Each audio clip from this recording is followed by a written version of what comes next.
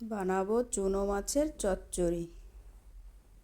দেখো কি করে বানাই। এখন মাছগুলো আমি আগে বেছে নেব।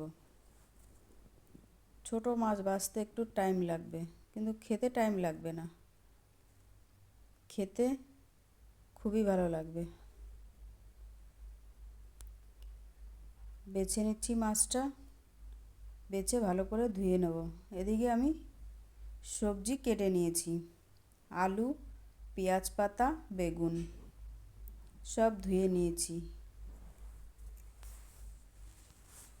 এবার দিয়ে দেব স্বাদ মতো লবণ, দিয়ে দেব হলুদ,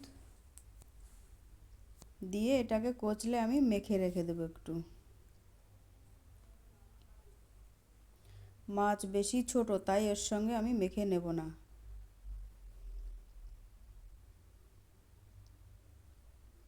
এদিকে শুকনো লঙ্কা আর রাঁধুনি আমি বেটে নেব। মাছটা নুন হলুদ মাখিয়ে নিচ্ছি।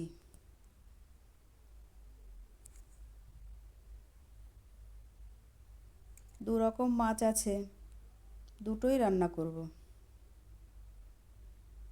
এদিকে কড়াই বসিয়ে দিয়েছি, তেল তেল দেব। কড়াই গরম হয়ে গেছে, দিয়ে দিচ্ছি তেল। ছোট মাছটা হালকা করে ভেজে নেব, তাহলে মাছের একটা গন্ধ আছে, ওটা আসবে না। অল্প অল্প করে মাছগুলো সবই আমি ভেজে নেব।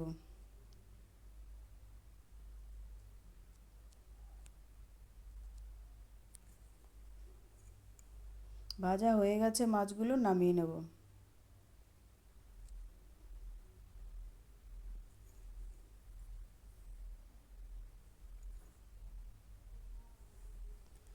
কড়াইতে আবার একটু তেল দিয়ে দেবো।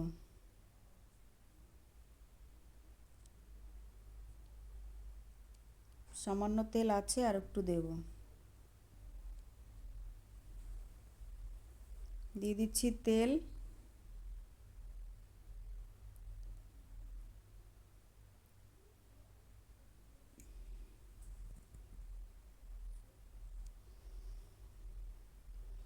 এর সবজিগুলো মেখে রেখেছি, সবজিগুলো তেলের মধ্যে আমি দিয়ে দেবো। দিয়ে দিচ্ছি একটা টমেটো কেটে, দিয়ে দিচ্ছি শুকনো লঙ্কা বাটা, রাঁধুনি বাটা, সবই আমি একসঙ্গে দিয়ে দেবো।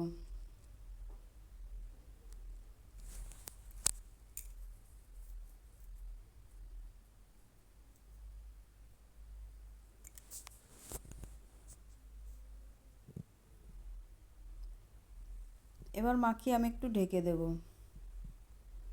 ঢাকনা তুলে আবার নেড়ে দিচ্ছি। এবার মাছগুলোও দিয়ে দেব। মাছগুলো বেশি ছোট, তাই আমি আগে দিইনি।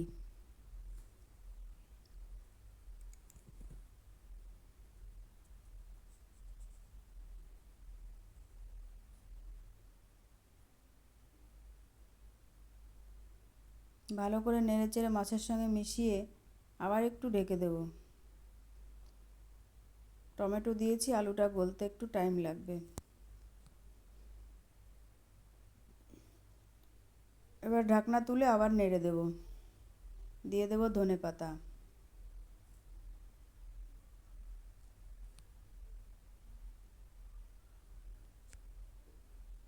রসটা একদমই টেনে গেছে, আর সামান্য একটু টেনে গেলে আমি নামিয়ে নেব।